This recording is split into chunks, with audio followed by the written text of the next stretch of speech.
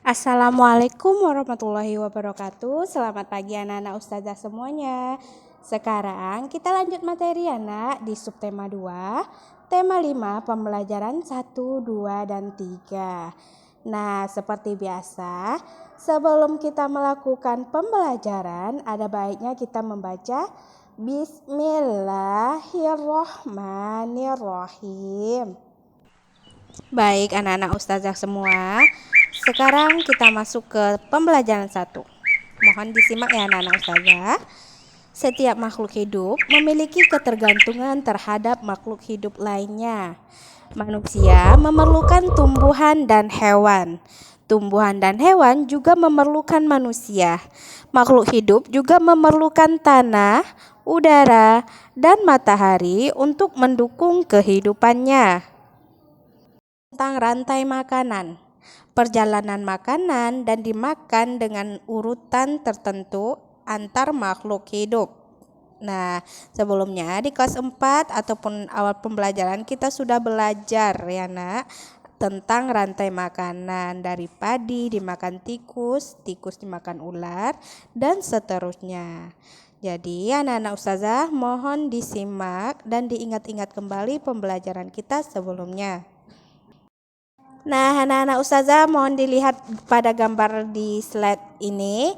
Itu ada decompose, lalu dimakan oleh fitoplankton, lalu zooplankton menjadi makanan ikan-ikan kecil, lalu dimakan oleh ikan-ikan sedang, dan selanjutnya ikan sedang dimakan oleh ikan-ikan besar. Nah, itu adalah urutannya. Coba kita lihat di hewan selanjutnya di gambar yang kedua ya.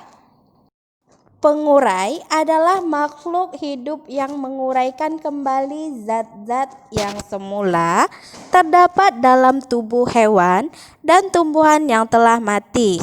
Hasil kerja pengurai dapat membantu proses penyuburan tanah. Contohnya pengurai adalah bakteri dan jamur. Nah, bisa dilihat gambarnya itu ada sebelah kanan dan kiri kita ya nak. Tumbuhan sebagai produsen memproduksi makanannya sendiri melalui proses fotosintesis. Jenis makanan yang diproduksi oleh tumbuhan berupa gula. Oleh tumbuhan, makanan dapat disimpan dalam bentuk biji, batang, buah, dan akar. Nah, coba dilihat di sini gambarnya. Konsumen tingkat 1 merupakan hewan herbivora atau pemakan tumbuhan. Makanan yang dimakan hewan tersebut akan diubah ke dalam bentuk energi untuk melakukan aktivitas dan berproduksi. Contohnya konsumen 1 adalah tikus. Nah, tadi hewan konsumen tingkat 1 itu tikus. Sekarang kita masuk ke konsumen tingkat 2. Merupakan hewan karnivora yang akan memakan konsumen tingkat 1. Tadi apa tingkat 1? Tikus. Jadi, konsumen tingkat 1 merupakan sumber energi bagi konsumen tingkat 2 agar dapat bertahan hidup. Contohnya hewan konsumen tingkat 2 yaitu ular. Nah, konsumen tingkat 3 memakan konsumen tingkat 2. Contohnya hewan konsumen tingkat 3 adalah burung elang. Nah, bisa dilihat ya nak, tadi dari padi dimakan oleh tikus, tikus dimakan oleh ular, ular dimakan oleh burung elang. Pada saat konsumen tingkat 3 mati, tubuhnya akan membusuk. Pada proses pembusukan, tubuhnya akan diurai oleh mikroorganisme seperti bakteri dan jamur. Hasil penguraian ini kemudian akan diubah oleh mikroorganisme dalam tanah untuk menjadi sumber makanan bagi tubuh. Nah, bisa diperhatikan ya nak, deretan gambarnya 1, 2, 3, 4, dan 5.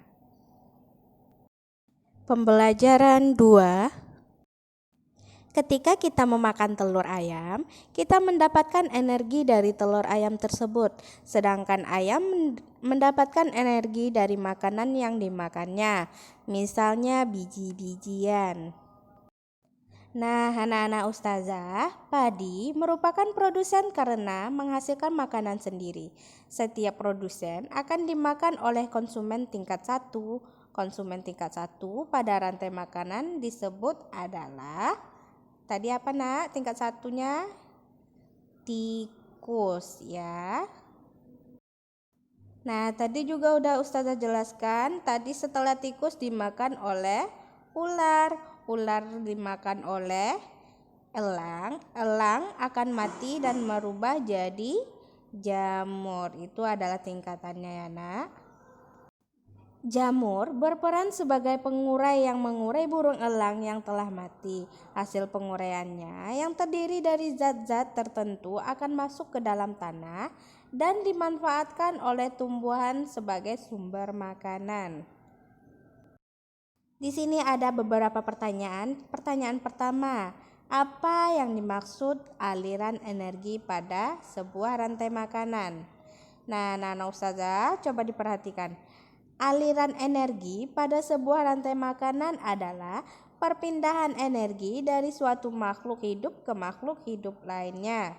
Dari peristiwa makanan dan dimakan pada suatu rantai makanan. Pertanyaan kedua, adakah hubungan antara rantai makanan dengan aliran energi? Jelaskan. Nah, Ustazah akan jawab. Ada, karena pada rantai makanan pasti terjadi peristiwa makanan dan dimakan. Ketika makhluk hidup memakan makhluk hidup lainnya, maka akan terjadi perpindahan energi berupa zat-zat yang dibutuhkan untuk mempertahankan hidup bagi makhluk hidup tersebut. Keberadaan ekosistem juga dijadikan sebagai inspirasi dalam berkarya, seperti yang terdapat dalam beberapa tarian daerah. Hasil panen yang diperoleh dari ekosistem sawah atau ladang dituangkan menjadi karya tari yang indah dan menarik. Beberapa tarian daerah juga menjadikan tindak tanduk hewan dalam sebuah ekosistem sebagai inspirasi tarian. Tarian tradisional Caping Ngancak. Tarian ini menggambarkan para petani yang sedang bekerja, mulai dari menanam, merawat, hingga memanen padi. Tarian Alang Babega. Tarian ini menggambarkan burung elang yang melayang-layang di udara. Tarian dan properti yang digunakan. Ini macam-macam tarian ya. Tadi Ustazah juga sudah jelaskan tentang beberapa tarian dan propertinya. Dan di sini ada nama tarian payung, yaitu propertinya payung. Tari legong propertinya kipas. Tari lilin propertinya lilin. Tari piring propertinya piring. Tari camping ngacak tadi apa menggunakan apa nak? Menggunakan camping. Tari topeng menggunakan topeng dan tari kuda lumping yaitu propertinya kuda-kudaan. Pembelajaran 3. Baik anak-anak ustazah, mohon dilihat petanya. Di sini kita akan membahas tentang Pulau Bali.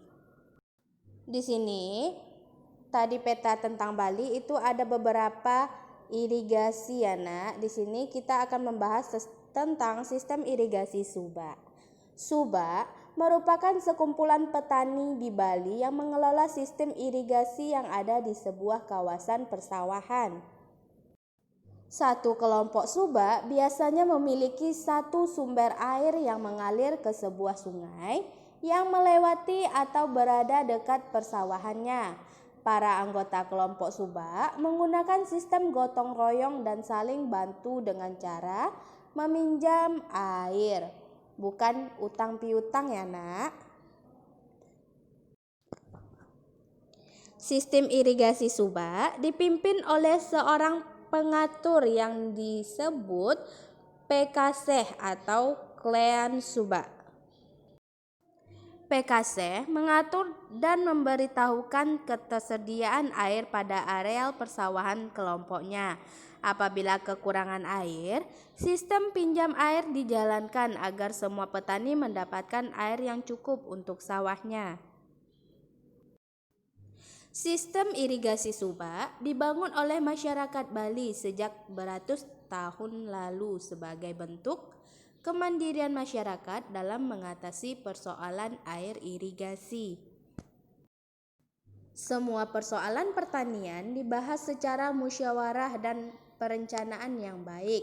Yang pertama, rencana pengairan. Yang kedua, cara menjaga kualitas air. Yang ketiga, jumlah air yang akan dialirkan. Dan yang keempat, waktu pengairan. Dan yang terakhir, siapa saja yang akan melakukannya. Pada tahun 2012, Subak diakui sebagai salah satu warisan dunia oleh UNESCO. Baik anak-anak ustazah, sekarang kita masuk ke peristiwa Proklamasi Kemerdekaan Republik Indonesia. Proklamasi tersebut dibacakan pada tanggal 17 Agustus 1945 pukul 10.00 bertepatan di Jalan Pegangsaan Timur nomor 56 Jakarta.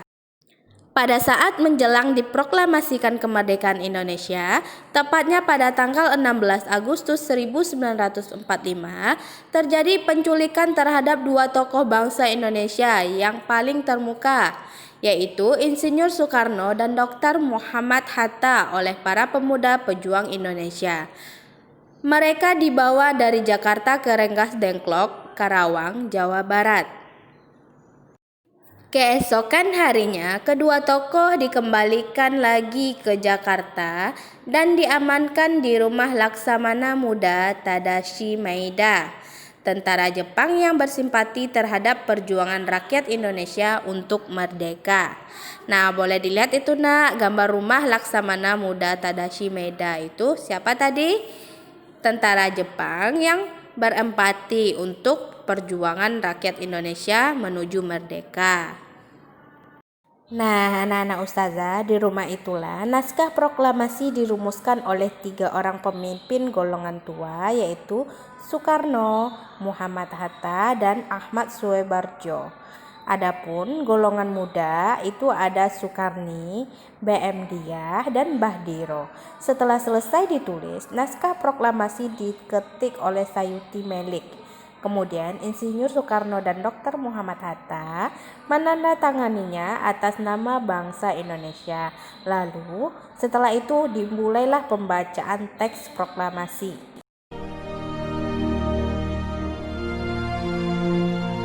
Proklamasi. Kami, bangsa Indonesia, dengan ini menyatakan kemerdekaan Indonesia. Hal-hal yang mengenai pemindahan kekuasaan dan lain-lain diselenggarakan dengan cara saksama dan dalam tempo yang sesingkat-singkatnya. Jakarta, 17 Agustus 1945, atas nama bangsa Indonesia, Soekarno, Hatta.